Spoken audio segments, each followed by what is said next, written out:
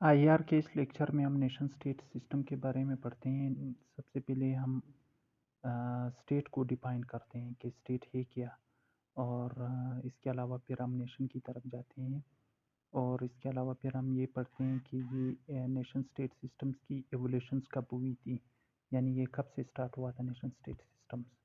तो इस सब को हम एक एक कर आगे पढ़ते हैं। सबसे पहले हम स्टेट को डिफाइन करते हैं। स्टेट में ये 4 चीज़ें होनी चाहिए, यानी प्री रिक्विजिट है स्टेट में। पहले भी हमने पढ़ा था इससे पहले लेक्चर्स में कि स्टेट है क्या चीज़। सबसे पहले स्टेट की टेरिटरी होनी चाहिए, यानी अपनी ही एक खिता होना चाहिए स्टेट का। तो दूसरा इसमें हम यानी स्टेट के एक पॉपुलेशंस वही पे लोग होने चाहिए। और तीसरा जो इसका प्री रिक्विजिट है वो सोवरियन होना चाहिए, यानी उसकी अपनी ही हुक्मरानी उसी पे होनी चाहिए, किसी और की नहीं। अभी हम देख ले तो ये दो जो फर्स्ट है ये यानी कश्मीर पे, कश्मीर का टेरिटरी भी है, पॉपुलेशंस भी है, लेकिन सोवरियन नहीं है। और चौथा जो इसमें मेन प्री रिक्विजिट है वो रिकॉग्नाइज होना चाहिए दूसरे जो सोवरियन स्टेट है उससे, ये रिकग्निशन इसकी होनी चाहिए, यानी इसको तस्लीम करना चाहिए ये स्टेट। तो ये स्टेट की बस तारीफ, यानी ये 4 चीज़ें स्टेट की प्री रिक्विजिट है। टेरिटरी स्टेट की अपनी ही खिता होना चाहिए, और स्टेट की पॉपुलेशंस होनी चाहिए, और इसके अलावा स्टेट की सोवरेन होना चाहिए, वो स्टेट सोवरेन ही होना चाहिए। और चौथा जो इसमें मेन चीज़ है वो रिकॉग्नाइज होना चाहिए, जो भी तीसरे यानी और स्टेट है वो इसकी रिकग्निशंस करे, उसको तस्लीम करे। इसके अलावा जो हम करते हैं नेशंस की, यानी नेशंस क्या है, एक नेशंस बिल्डिंग है क्या नेशंस, या एक ही रिलीजन्स वाले वो भी नेशंस कहलाते हैं, या एक ही लैंग्वेज वाले वो भी नेशंस कहा जा सकता है इसको। और इसके अलावा या एक ही नाम्स जो इसके वैल्यूज़ है, नाम्स है, वो भी हम नेशंस में लाते हैं। और या एक ही इंसेस्टर के आबा अजदाद, जिसके आबा अजदाद एक ही हो, तो वो भी नेशंस कहला सकते हैं। या एक ही हिस्ट्री के जिसकी तारीख एक ही हो, जिसकी हिस्ट्री एक ही, उसको भी हम नेशंस कह सकते हैं। या एक ही एथनिसिटी, यानी जो मॉडर्न ख़ास तौर पर नेशंस का डिफिनेशन से इस सब में आ सकता है, यानी अगर लैंग्वेज एक ही हो तो वो भी नेशंस कहला सकते हैं। या रिलीजन्स के बारे में इस्लाम ख़ास तौर पर नेशंस किस चीज़ को कहते हैं, जो एक ही रिलीजन्स के। और जो तीसरे शब्द यानी सारा हम देख सकते हैं, इसमें से कोई भी एक ही चीज़ हो पॉपुलेशंस की, तो वो एक ही नेशंस कहला सकते हैं। इसके अलावा पॉलिटिकल सिस्टम क्या है? पॉलिटिकल सिस्टम्स वो सिस्टम है जो एक सोशल ग्रुप को वो करे, सोशल ग्रुप को प्रोटेक्ट करे, तो वो ही पॉलिटिकल सिस्टम्स है। और इसके अलावा इसमें हम देख सकते हैं आगे जो एवोल्यूशंस कैसे हो गया नेशन स्टेट सिस्टम्स का। नेशन स्टेट सिस्टम्स की अगर हम इसकी एवोल्यूशंस देखें तो नेशन स्टेट सिस्टम्स सबसे पहले अगर ये एक सिटी स्टेट बने थे, दुनिया में सिटी स्टेट थे। उसके बाद फिर अम्पायर बने थे, उससे फिर वो अम्पायर डिसइंटीग्रेट हुए थे, तो उसी से ही नेशन स्टेट सिस्टम्स बनी थी। तो सबसे पहले हम सिटी स्टेट देखते हैं। सिटी स्टेट एक पॉलिटिकल एंटिटी थी, इंडिपेंडेंस एंटिटी थी उसकी, जो अपनी ही पॉलिटिकल, इकोनॉमिक, कल्चरल लाइफ था। ख़ास तौर पर हम देखते हैं कि एथेंस थे, जो एथेंस, या इसके अलावा रोम थे। रोम एक सिटी स्टेट था, वेनिस एक सिटी स्टेट था। तो ये इसके एग्जांपल से। इसके अलावा अम्पायर एक पॉलिटिकली बड़े ग्रुप के, यानी बहुत सी सिटी स्टेट मिलकर उसे एक अम्पायर हम कह सकते हैं कि इसे अम्पायर बना था। तो इसमें डाइवर्स ग्रुप के लोग थे और इसमें मुख्तलिफ किस्म के पीपल थे। तो ये ही अम्पायर का डिफिनेशन है। तो इसके अलावा फिर यानी नेशन स्टेट सिस्टम्स की जो वो बनी थी, तो ये सबसे पहले इसकी ओरिजिन यानी फॉर्मेशन कैसे हुई थी। तो नेशन स्टेट सिस्टम्स में ये एक वार हुई थी कैथोलिक और प्रोटेस्टेंट के दरमियान। ये वार 1608 से स्टार्ट हुई थी, यानी प्रोटेस्टेंट ये चाहते थे कि रिलीजन्स को पॉलिटिक्स से अलग ही कर दें, और कैथोलिक्स वही जो ओल्ड स्टेटस को इसको मेंटेनेंस के लिए वार लड़ रही थी। तो इसमें ये वार स्टार्ट हो गई 1608 में, और ये पीक पे गई थी 1600 18 पे, और इसके अलावा जो फाइनली ये वार की फतह जो हासिल की थी वो प्रोटेस्टेंट ने हासिल की थी 1648 में। ये जो मॉडर्न निज़ाम है स्टेट के कंसेप्ट का, तो ये वहीं से ही स्टार्ट हुआ था ट्रीटी ऑफ वेस्टफेलिया के बाद।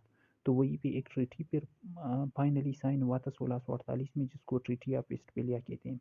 इसके कुछ प्रिंसिपल्स होते हैं ट्रीटी ऑफ वेस्टफेलिया के।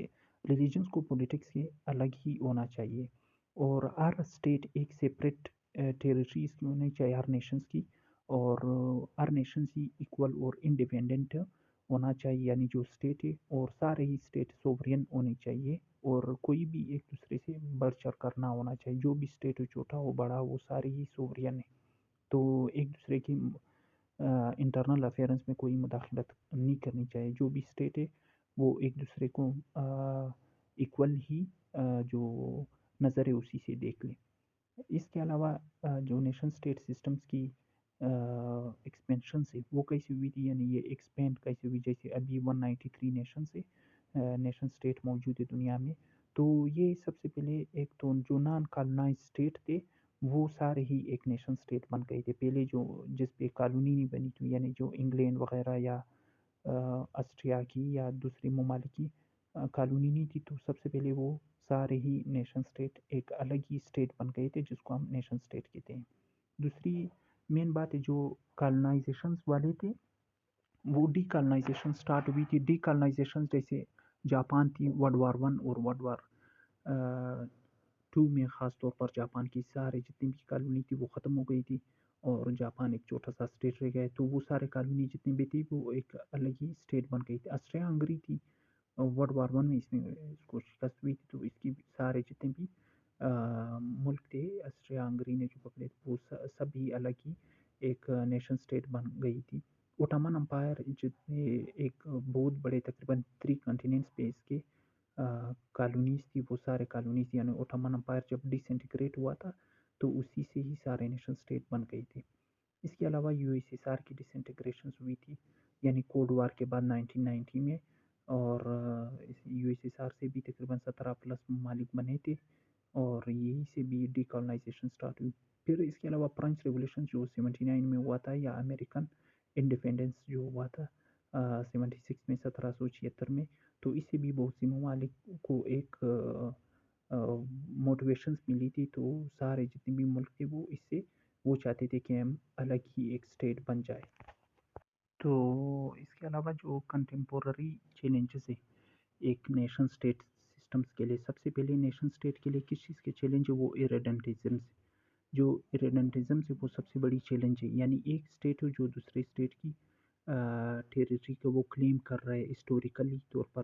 जैसे अफगानिस्तान क्लेम कर रहा है कि ड्यूरल लाइन को हम नहीं मानते, तो यानी बलूचिस्तान एरिया पे हम लोगों का एक तारीखी तौर पर गवर्नमेंट था सीबी तक, कोयटा बलूचिस्तान ये पूरे एरिया पे हमारी गवर्नमेंट थी। तो ये एक इरेडेंटिज्म की क्लेम, यानी एक नेशन स्टेट सिस्टम्स के लिए इसके लिए भी खतरा है, यानी इसे जंग हो जाती है तो नेशन स्टेट सिस्टम्स के लिए ये एक बहुत बड़ी खतरा है। दूसरा ग्लोबलाइजेशन से आजकल की दुनिया अगर हम देखें, कम्युनिकेशन बहुत फास्ट है, कल्चर वगैरह ये सारे इंटीग्रेशन हो रही है, यानी इंटीग्रेशन ये सब चीज़ की दुनिया में, तो ये भी बहुत बड़ी खतरा है। तीसरा अगर हम देखें सेपरेटिज्म, जो सेपरेटिस्ट मोमेंट चल रहे हैं एक ही मुल्क में या दूसरे बहुत से मुल्कों में सेपरेटिस्ट मोमेंट चल रहे हैं, वो एक इंडिपेंडेंस चाहते हैं, ऑटोनॉमी चाहते हैं एक अपने ही रीजन को। तो वो ऑटोनॉमी वो इंडिपेंडेंस भी मुल्क के लिए बहुत बड़ी खतरा है। और इसके साथ साथ अगर हम देखें तो एक और जो फंडामेंटलिज्म्स है, फंडामेंटलिज्म्स भी एक बहुत बड़ी खतरा है। फंडामेंटल ग्रुप्स, यानी वो ग्रुप होते हैं फंडामेंटल जो एक स्ट्रिक्ट एडेरेंस इंटरप्रिटेशन चाहती हैं अगर रिलीजियस को या आइडियोलॉजिकल की बुनियाद पे, यानी वो जो मॉडर्न निज़ाम है उसको नहीं मानते कि हम वही जो ओल्ड सिस्टम है वही ओल्ड स्टेटस को कायम रखने के लिए। तो ये ग्रुप, यानी ये भी एक बहुत बड़ी खतरा हो सकती है इरेडेंटिज्म फंडामेंटलिज्म्स। जो फंडामेंटल होते हैं तो इससे एक्सट्रीमिज़म्स पैदा होती है, तो वो एक्सट्रीमिस्ट आइडियोलॉजी को फॉलो करते हैं, तो इससे यानी एक मुल्क को जो है वो डिवाइड होने के लिए ये करते हैं, सारे ये जो सेटअप करते हैं। और इसके अलावा जो बाल्कनाइजेशन है वो भी نیشن اسٹیٹ سسٹم کے لیے خطرہ ہے. یعنی ایک اسٹیٹ اس میں بہت سے مومنٹ چل رہے کہ الگ ہی ایتھنک کی بنیاد پہ یا پولیٹیکل یونٹ کی بنیاد پہ وہ الگ ہی اسٹیٹ چاہتے ہیں، یعنی ایک ہی اسٹیٹ کے درمیان. جیسے بلوچستان میں پاکستان میں چل رہی، بلوچستان ایک بی ایل اے ایک الگ اسٹیٹ چاہ رہے، تو یا پشتونستان کا ایک مومنٹ چل رہا ہے، یا اگر انڈیا کی ہم مثال دے دیں جو خلستان مومنٹ چل رہا ہے، تو یہ بلکنائزیشن سے اس کو چھوٹے چھوٹے ٹکڑوں میں وہ کہہ رہے کہ ہونا چاہیے اسٹیٹ. تو نیشن اسٹیٹ سسٹمس کے لیے اس چیز کا بہت ہی بڑا خطرہ ہے. اس کے ساتھ ساتھ اگر ایک اور بھی چیلنج ہے نان اسٹیٹ ایکٹر کا. نان اسٹیٹ ایکٹر میں اگر ہم دیکھیں تو انٹرنیشنل آرگنائزیشنز بھی آتے ہیں، جتنے بھی بڑے آرگنائزیشنز ہیں وہ ایک اسٹیٹ میں مداخلت کر سکتے ہیں، اس کی سوورینٹی پہ وہ کر سکتے ہیں، جیسے آئی ایم ایف وغیرہ ہے. تو یعنی آئی ایم ایف کی جتنی بھی ڈیولپنگ ممالک سے جس کو وہ قرضہ دے رہے تو اس کی سوورینٹی پہ وہ ایک خطرہ ہو سکتا ہے، یا انٹرنیشنل ہیومن رائٹس واچ وغیرہ ہے. تو یہ انٹرنیشنل آرگنائزیشنز وہ یہ چاہتے ہیں کہ مداخلت کرے کہ ملک کی سوورینٹی پہ. اس کے ساتھ ساتھ اگر ٹیررسٹ آرگنائزیشنز کو بھی ہم دیکھیں تو کچھ ٹیررسٹ آرگنائزیشنز ہیں وہ بھی الگ ہی اسٹیٹ چاہتے ہیں، تو وہ بھی اسٹیٹ کے لیے ایک خطرہ ہے، جیسے آئی ایس آئی سے یا ٹی ٹی پی وغیرہ. تو یہ سارے ہی اسٹیٹ کے لیے خطرہ بن سکتے ہیں. تو آج کے اس لیکچر میں ہم لوگوں نے پڑھا تھا نیشن اسٹیٹس، اور پھر اسٹیٹ کو ڈیفائن کیا، نیشنز کو ڈیفائن کیا. اس کے علاوہ جو ایولیوشنز ہوئی تھی نیشن اسٹیٹس کی، اور کس طرح اس کی ایکسپینشنز ہوئی تھی نیشن اسٹیٹ سسٹمز کا، اور کرنٹلی اس کے لیے کیا چیلنجز ہے جو نیشن اسٹیٹ سسٹم کے لیے چیلنجز ہوتے ہیں.